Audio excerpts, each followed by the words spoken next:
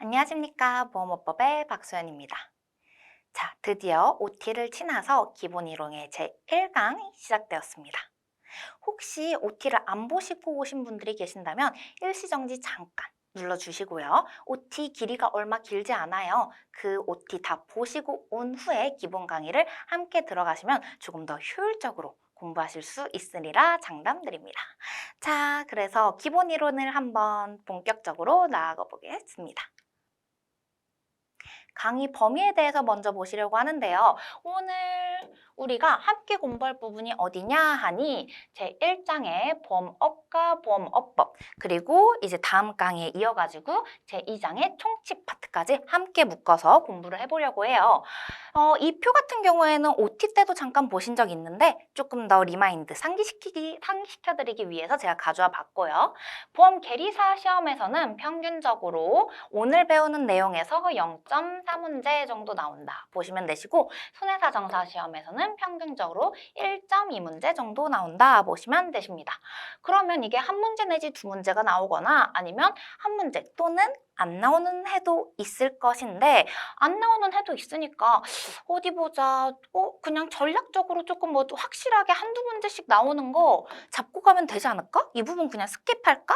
하실 수도 있는데 0.4문제 이거 적은 퍼센티지 아니고요. 그리고 가장 하고 싶은 말은 총칙 부분이잖아요. 교재를 딱 폈을 때 이 중에서 가장 쉬운 부분이 어디냐 하면 모든 과목이 그렇듯 가장 앞부분, 총칙에 해당하는 개요부터 시작하는 내용이 가장 쉽다 보니까 절대 스킵하지 마시고 저랑 함께 이제 공부를 하셔가지고 한 문제 또는 두 문제 정도를 꼭 맞추고 가시길 기원드리겠습니다. 자, 그래서 일단 강의에 들어가기에 앞서서 보험업과 보험업법에 대해서 저희가 공부해 보려고 해요. 그럼 일단 뭐를 공부해야 되냐? 개요에 대해서 일단 쭉 한번 훑어봐야겠죠. 개요를 보려고 하니 저희가 공부하는 게 무엇이다? 보험이다. 그래서 보험의 의에 대해서 먼저 나와 있고요. 보험의 의에 예를 들어서 뭐 보험이란 뭐뭐뭐뭐다라고 법문에 쓰여 있는 건 아니기 때문에 보험의 의는 대법원 판례를 중심으로 이제 가져와 봤습니다. 대법원 판례는 보험을 어떻게 해석하냐? 보험이라는 개념은 동질적인 경제상의 위험에 놓여 있는 다수인이 우연한 사고가 발생하는 경우에 블라블라블라블라 해서 보험료를 출연한대요. 우연한 사고가 발생하는 경우에 대비해서 보험료를 출연하고, 그리고 현실적으로 재해를 입은 사람, 즉 우연한 사고가 현실적으로 발생을 했을 때 보험금을 지급하는, 그렇게 해서 목적이 경제생활의 불안을 제거 또는 경감시키려는 제도라 할 것이다 라고 판례는 보고 있습니다.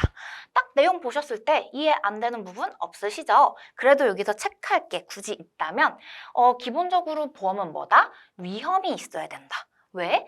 위험이 없으면 보험도 없죠. 저희가 보험을 가입하는 이유 자체가 위험에 대비하기 위해서잖아요.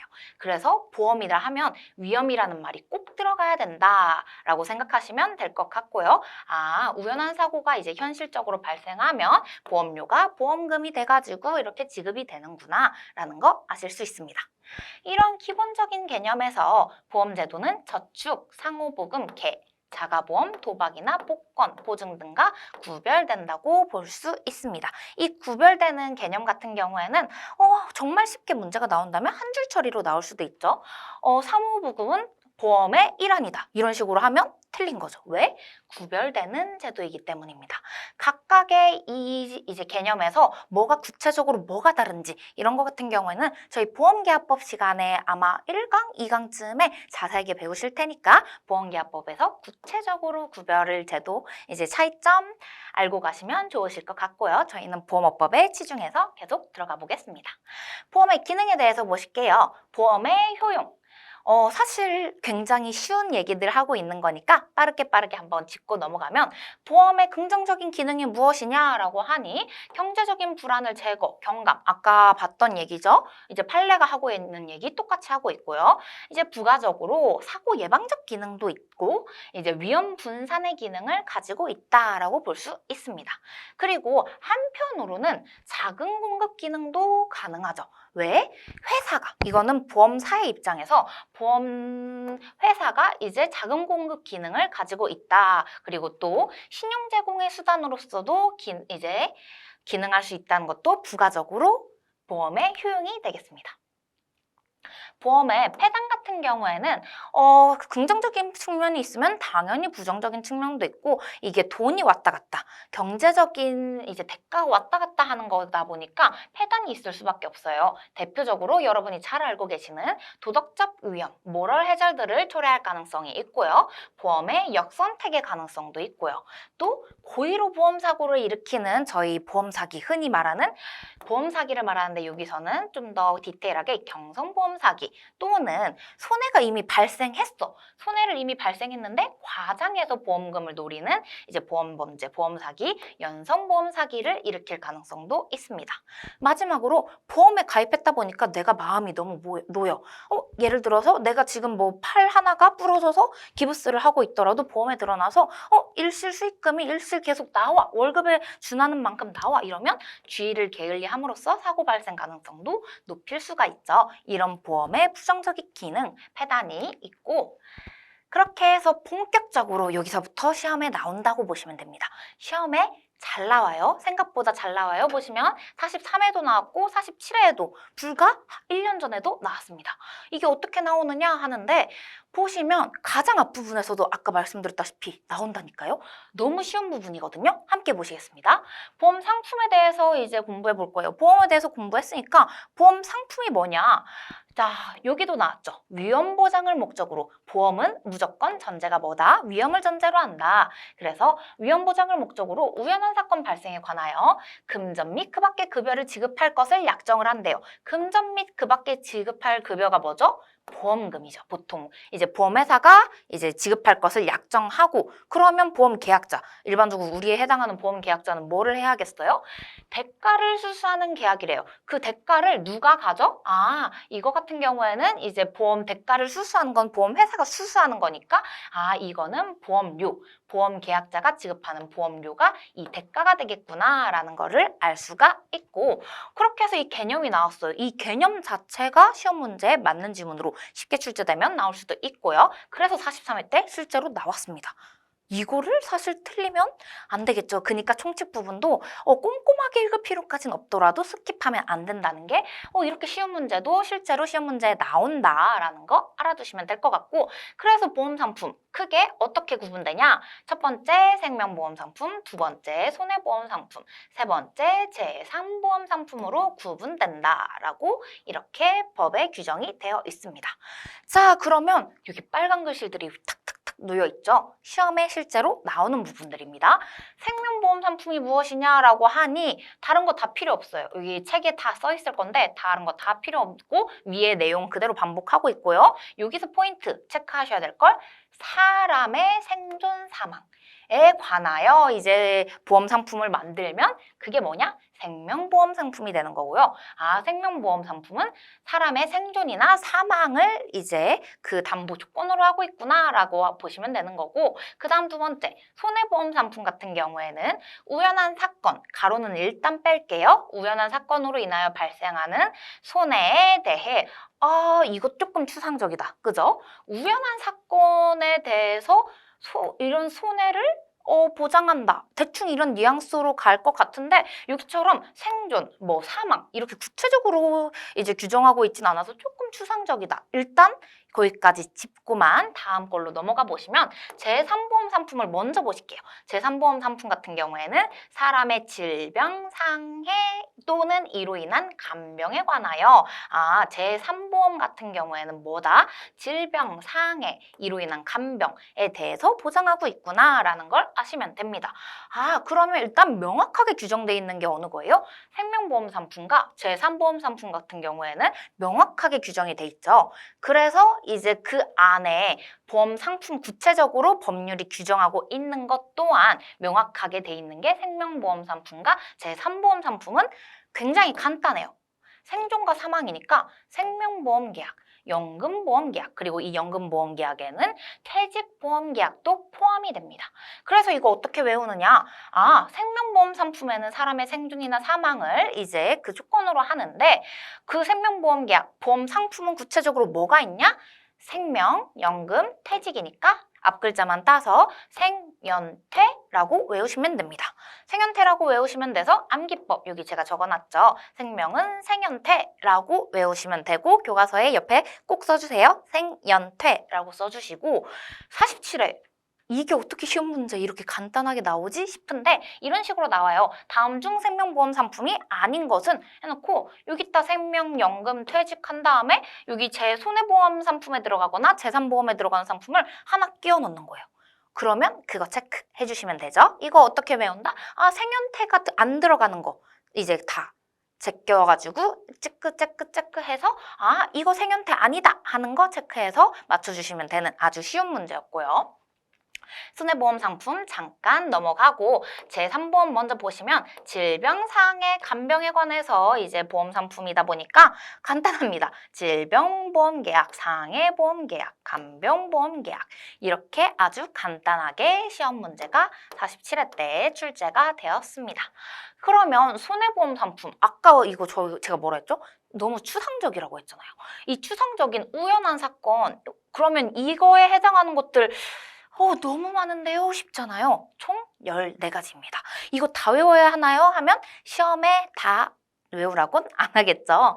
이거 문제 어떻게 나오냐면 만약에 출제된다면 이렇게 나올 거예요. 다음 중 손해보험 상품에 해당하는 것을 고르시오 라고 해놓고 하나는 생명, 하나는 연금, 하나는 상해 그 다음에 이 중에서 그러면 생명연금 퇴직 빼고 상해 질병 간병 빼고 나머지는 다 뭐겠어요? 손해보험이다 보니까 아 생연태 빼고 여기서는 상질간이겠죠. 상해 질병 간병이다 보니까 상질간 해가지고 상질간을 빼고 나머지 것들이 다 손해보험일 테니까 여기 나머지 것들만 체크하면 되겠구나 해서 맞출 수 있는 시험 문제가 나왔었습니다. 그래서 암기법 자체가 아까 제가 생연태 쓰라고 하셨죠. 그리고 여기 재산보험 같은 경우에도 앞글자만 따서 상질간 해가지고 이제 상질간 써주시면 나머지는 다 손해보험 상품이다. 그러기 때문에 법 규정 자체도 우연한 사건으로 인해 라고 굉장히 추상적으로 이제 쓰여 있다고 보시면 되시고요. 여기 가로친 부분 잠깐 보시고 가시면 가로치고 제3보험 상품에 따른 질병, 상해, 간병은 제외한다 라고 되어 있죠. 왜요? 질병, 상해, 간병은 어디 있는 거죠? 상질간은 손해보험이 아니라 제3보험에 있다고 말씀드렸죠. 상질간. 그렇기 때문에 여기 법률에서도 제외하고 있다라는 거 알아두시면 될 것 같습니다.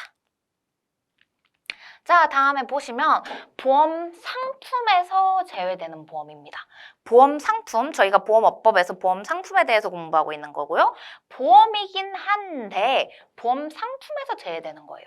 한번 보실까요? 보험계약자의 보호 필요성 및 금융거래 관행 등을 고려하여 대통령령으로 정하는 다음의 보험은 보험 상품에서 제외한다라고 법에서 규정하고 있고요. 실질적으로 뭐를 이제 제외하고 있는지 보니 뭐 같아요? 한번 쭉 보시면 이거 우리 4대 보험하고 닮았죠? 아니 4대 보험이 포함되어 있죠. 우리 대표적인 4대 보험, 고용보험, 건강보험, 국민연금, 산재보험 이렇게 4대 보험이 포함되어 있고요. 이제 장기요양보험도 포함되어 있고 하나 더 추가하자면 선불식 할부계약 해서 총 6가지가 이제 제외되는 보험 상품에서 제외되는 문제로 이제 나옵니다. 작년에 출제가 되었었고요. 그러면 일단 기본적으로 4대 보험은 제외되는구나라고 암기하시면 되고 추가적으로 암기하실 게 있다면 장기요양보험과 선불식 할부계약도 보험 상품에서는 제외되는 보험이구나 라고 생각하시면 되는데 기출문제 중에 보시면 원자력 손해배상보험 아니죠. 4대 보험도 아니고 장기요양보험, 선불식 할부계약 아니니까요. 근데 연금보험 계약도 틀린 문제로 나왔네요. 분명 아까 국민연금, 연금보험도 들어간다며? 라고 생각하실 수도 있는데 앞에 잘 보셔야 돼요. 고용보험법에 따른 고용보험, 국민건강보험법에 따른 건강보험이죠. 저희 건강보험 들을 수 있죠. 의료보험 들으면 그게 건강보험인데 근데 여기서 국민건강보험법에 따른 즉 4대 보험에서 의미하는 그 건강보험법에 따른 건강보험이 보험상품에 제외되는 거지 일반적으로 이제 또 국민연금법에 따른 국민연금이 제외되는 거지 일반적인 연금보험계약 당연히 보험상품에 포함이 되겠죠. 자, 이런 거 꼭 짚어가지고 그냥 국민연금 아니면 이렇게 연금보험 계약은 뭐 보험 상품에 제외되는 보험에 해당한다. 이거 연금보험, 4대 보험? 하고 이렇게 간단하게 그렇게 아무 생각 없이 체크를 해버리시면 안 됩니다. 꼭 시험 문제에 나올 때는 이 법이 나올 거예요. 고용보험이냐, 국민건강보험이냐, 국민연금이냐 다 이제 공공보험에 해당하는 것들이니까 할부거래에 관한 법률 빼고요. 나머지는 다 공공보험에 해당하는 것들이니까 이런 거 법에 따른 보험인지를 꼭 체크하시고 푸시면 될 것 같고요. 이것도 암기법이 있긴 한데 그냥 4대 보험의 장기요양보험, 선불시할부계약 이거 두 개만 이렇게 추가해서 외우셔도 되고 아니면 앞글자를 따가지고 건장연고 선사안이라고 외우실 수도 있습니다. 건장한 청년 이라는 이제 건장한 청년이 있는데 그 건장한 청년의 연고지는 저 뒤에 있는 선산, 선조들이 묻힌 그 선산의 앞에 있는 마을이다. 뭐 이런 식으로 건장의 연고는 선산 앞이다. 이런 식으로 외우시면 되는데 사실 구태여 앞글자를 따가지고 두 문자 따서 건장, 연고, 선산 이렇게 외울 바에야 4대 보험의 노인장기요양법에 따른 장기요양보험과 할부거래 계약의 법률에 따른 선불식 할부계약 이렇게 추가해서 외우시는 것이 편하실 수도 있고 이제 어느 것이 편하시든 외워주시기만 하면 될 것 같습니다. 그렇게 해서 넘어가면 책에 금소법이라죠. 금융소비자 보호에 관한 법률에 따른 금융상품의 통합관리 내용들이 있는데 어떻게 통합이 되고 어떻게 이제 법률이 제정되고 개정이 되었다 이런 영역이니까 그냥 한번 쭉 읽어보시기만 하셔도 될 것 같고요. 시험에 안 나오니까 사실 안 읽어보셔도 됩니다. 아 이렇구나 라는 것 정도만 궁금하신 분들 읽어보시면 될 것 같고요. 자 보험 상품에 대해서 공부했으니까 다음은 보험업에 대해서 공부해 보려고 합니다.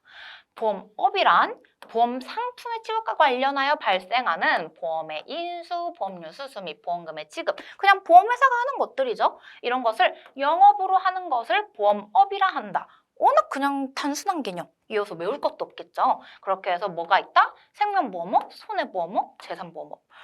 너무 쉽다 초반은 그죠? 이거 뭐였죠? 보험 상품도 뭐 있었어요? 생명보험 상품이 있었고 손해보험 상품이 있었고 재산보험 상품이 있었잖아요. 그래서 이 보험업에 대해서 개념이 어떻게 되느냐 하니 생명보험업이란 생명보험 상품의 취급과 관련하여 손해보험업이란 손해보험 상품의 취급과 관련하여 이렇게 너무 쉽게 나와요. 너무 쉽게 나오는데 이게 뭐다? 시험 문제에 기출이 된다. 그냥 한번 쭉 읽어보시면 틀리실 일 없겠죠. 그러다 보니까 총칙 꼭 빼고 넘어가지 마시고요. 자, 마지막까지 보셔야겠죠. 재산보험업이란 재산보험의 상품의 취급과 관련하여 이 시험 문제 어떻게 나오느냐 이렇게 맞게 매칭돼서 나와서 쉽게 나올 수도 있고요. 틀리게 매칭이 되더라도 뭐 예를 들어서 생명보험업이란 재산보험의 상품과 취급과 관련하여 이렇게 나오셔더라도 너무 뻔한 문제이기 때문에 쉽게 맞추실 수가 있습니다. 자, 그 다음 보험업법의 개요에 대해서 들어가 보겠습니다. 보험업법이니까 법의 제1조에는 뭐가 있죠? 항상 목적이 있습니다. 그래서 재정 목적을 먼저 보실 건데요. 아직까지 최근 5년치에서는 이제 재정 목적에 대해서 나온 적이 없는데 재정 목적은 다른 시험에서도 그렇고 굉장히 문제 내기가 쉬워요. 왜? 특히 보험업법은 이거를 분설을 하거든요. 분설을 해서 문장 구조를 딱 나누면 딱 4개로 돼 있어요. 하나, 둘, 셋, 넷. 그러면 이거 하나 다른 거로 집어넣어가지고 틀린 문제 만들기 매우 쉽겠죠. 그래서 재정 목적은 좀 꼼꼼하게 한 번씩 읽어주시는 게 좋은데 첫 번째, 보험업을 경영하는 자의 건전한 경영을 도모하고 그러니까 국가가 관리 감독해서 이런 법을 만들 테니까 이 법에 니네가 따르면 당연히 건전한 경영을 도모할 수 있도록 도와줄 수 있게 되겠죠. 그리고 두 번째, 보험 계약자.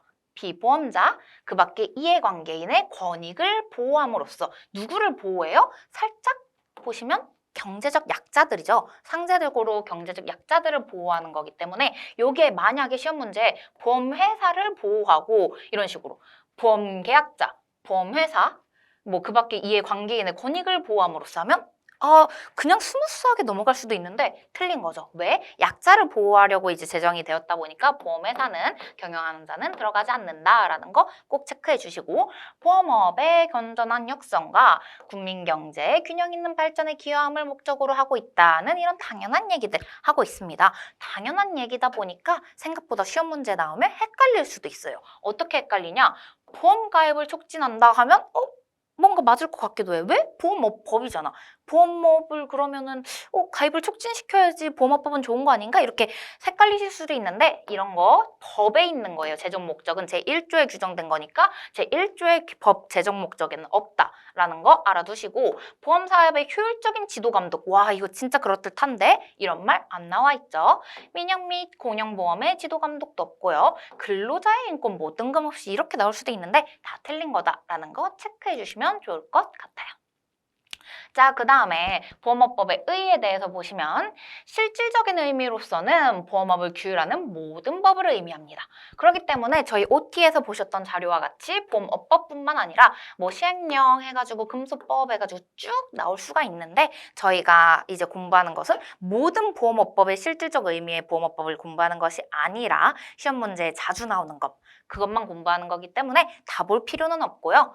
형식적인 의미에서의 보험업법이라는 법률 일단 시행령과 시행규칙을 메인으로 해가지고 이제 나머지 다른 법령에서 조금 봐야 될 부분 추가해가지고 보는 방향으로 강의를 나가려고 합니다. 자, 그래서 보험업법의 의의는 실질적 의미로는 모든 법인데 형식적 의미로는 법. 그 법률 자체와 시행령 이런 시행규칙을 포함하는 법률을 이제 대상으로 한다라는 걸 알 수 있고 나머지는 그냥 간단하게 읽어보시면 될 것 같습니다. 자, 이제 보험업법의 특성에 대해서 보시면요. 첫 번째 특성으로는 공사법 혼합 규정이라는 것을 특성으로 가집니다. OT 때 봤던 이 자료에 보시면 아시겠지만 보험업법은 보험사업감독법과 민영보험주체법을 이제 두 개를 합친 법이라 의미하는데 보험사업감독법은 보험공법에 속하고 민영보험주체법은 보험사법에 속한다는 거 OT 때 보셨다시피 혼합 규정이다라는 것을 아실 수가 있습니다. 그래서 내용을 보시면 보험업법은 민영보험 사업에 대한 행정적 감독 규제의 공법적 규정, 즉 보험감독법의 내용을 포함하고 있고요. 그리고 한편으로는 보험회사의 조직 및 업무 전반에 대해서 여러 규정, 즉 보험업을 경영하는 자의 설립, 조직, 경영에 관한 규정인 사법적 보험 규정. 이게 뭐죠? 민영보험주체법, 민영보험주체법이 복합되어 있어서 공법적 규정과 사무사특별법으로서의 사법적 규정이 혼합되어 있는 법률이다라고 하시면 되고 여기서 그냥 시험에서 나오려면 하는 거 공사법 혼합이다 이렇게 간단하게 나오니까 이런 거 하나하나 토시 하나까지 틀리지 않게 외우려고 하시지 마시고 혼합 규정이구나 라는 거 알아두시면 되시고요. 대신 이거 매칭시키는 것은 아셔야 됩니다. 공법적 규정에는 대충 어떠한 내용들이 있는지 사법적 규정에는 어떠한 내용들이 있는지 매칭 정도는 알아두셔야 할 텐데요. 보시면 공법적 규정은 행정청이 행정적 감독 규제의 규정이라고 하잖아요. 그러다 보니까 행정청이 뭔가를 해주는 그런 느낌으로 보시면 돼요. 보험업의 허가 어디에 하죠? 우리 금융위원회에 하죠. 그럼 이제 나중 가서 배우실 겁니다.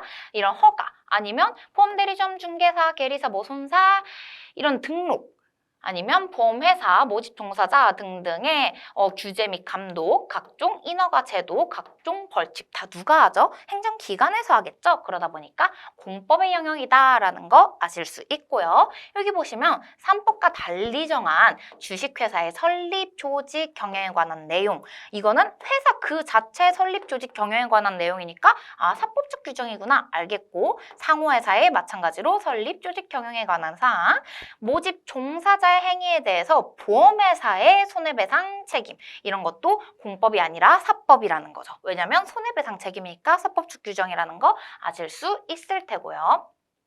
두 번째 특성 보시면 상법의 특별법입니다. 상법의 특별법으로서 특별법 우선의 원칙이 적용된다라는 거 아실 수 있는데 내용 보시면 보험업법은 상법의 특별법적 성격을 가진다.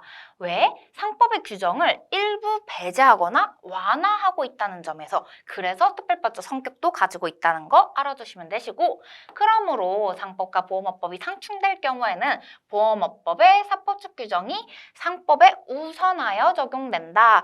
상법에 이러이러한 내용이 있고 A라는 내용이 있어요. 그리고 보험업법에 B라는 내용이 있는데 두 개가 상충돼. 그러면 상법이 먼저 적용될까요? 아니면 이제 보험업법이 적용될까요? 근데 보험업법이 특별법으로서의 지위를 가지고 있다 보니까 보험업법이 먼저 우선 적용되는 이제 그런 원칙을 이제 특별법 우선의 원칙이라 하고 우선하여 적용된다라는 걸 내용으로 하고 있습니다.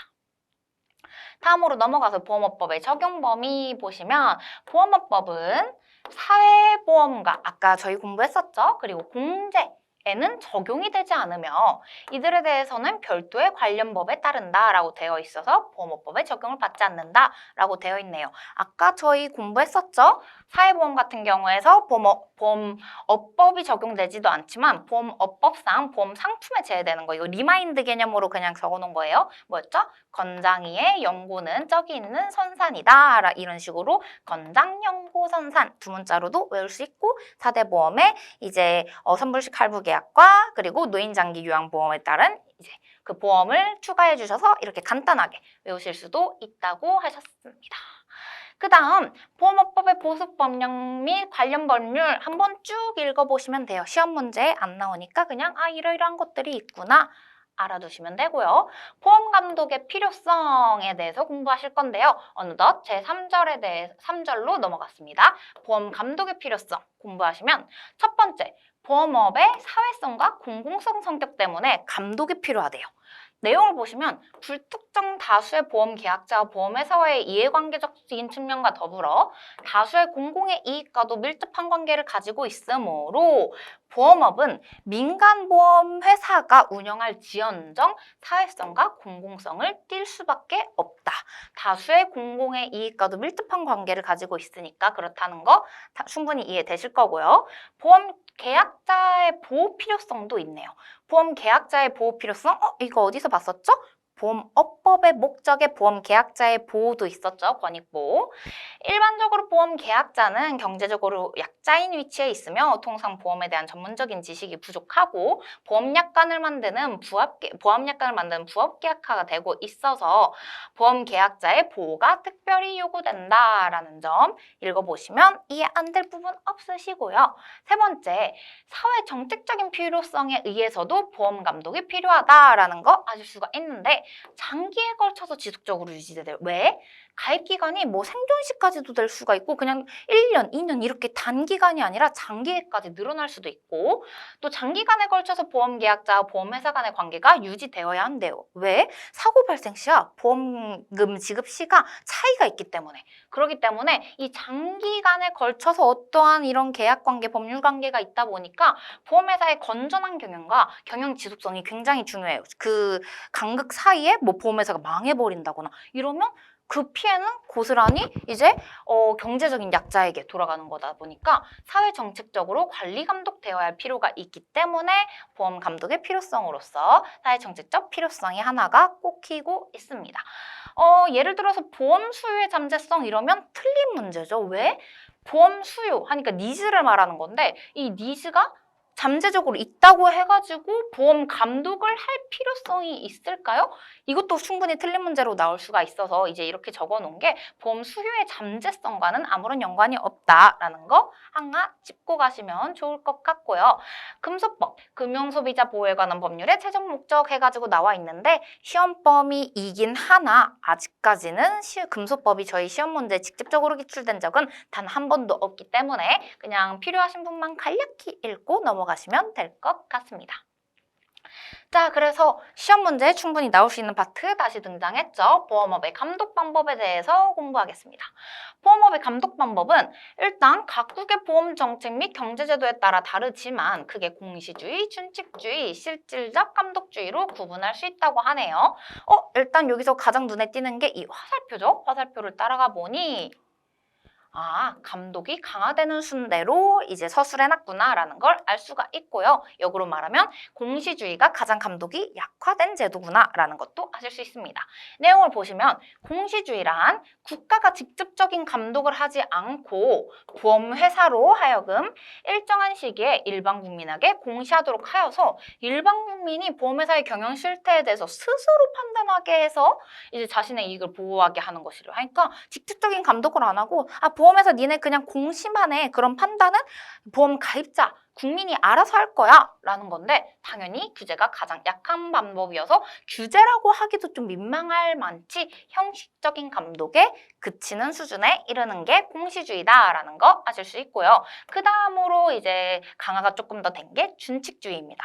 국가가 사전에 보험업의 경영에 있어서 준수하여야 할 기준이나 준칙을 정해준대요. 그리고 요건이 충족되면 그 요건에 맞는 자에 대해서 경영할 수 있도록 이제 허가를 하는 감독 방법으로 국가가 그 이상의 실제적인 감독은 하지 않는 방식으로서 보험 경영의 자율성을 상당히 존중은 하죠. 어느 정도 절충된 방법이라고 볼 수가 있죠. 일단 기본적으로 최소한의 요건, 기준, 중칙 같은 경우에는 정해져 놓고 그리고 그 이상에서는 직접적으로 실질적인 감독은 하지 않는 준칙주의, 준칙을 정해놓고 하는 게 준칙주의다라는 거 아실 수 있고 감독이 가장 강화되어 있는 실질적 감독주의의 내용을 보시면 보험업을 경영하기 위하여 보험업 경영 전반에 대해서 국가가 구체적으로 개입해서 감독하는 방법이다라는 거 아실 수 있고요.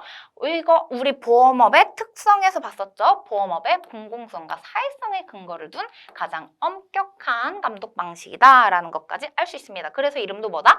실질적으로 감독한다 해서 실질적 감독주의다라는 거 아실 수 있고 그래서 우리나라 보험업의 감독 방법은 뭐냐? 마지막 줄만 읽어볼게요. 우리나라 보험업법의 경우에도 실질적 감독주의를 채택하고 있다만 체크해 주시면 될 것 같습니다.